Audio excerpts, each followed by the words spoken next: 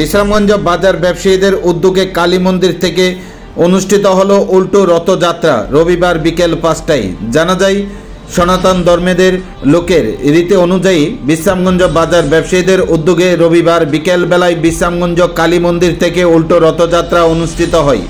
এই দিনের উল্টো রথযাত্রাটি বিশ্রামগঞ্জ বাজার সহ পদ্মনগর এবং দেওয়ানবাজার বিভিন্ন এলাকা পরিক্রমা করে বিশ্রামগঞ্জ কালী মন্দিরে এসে সমাপ্তি ঘটে। এই দিনের এই রথযাত্রায় প্রশাসনের পক্ষ থেকে অগ্নি নির্বাপক দপ্তরের একটি ইঞ্জিন এবং বিদ্যুৎ দপ্তরের একটি গাড়ি সহ প্রশাসনের পুলিশ কর্মীদের উপস্থিতি ছিল লক্ষণীয়। এই দিনের এই উল্টো রথযাত্রায় বিশ্রামগঞ্জ বাজার ব্যবসায়ীদের এবং এলাকার সনাতন ধর্মের লোকেদের উপস্থিতি ছিল লক্ষণীয়।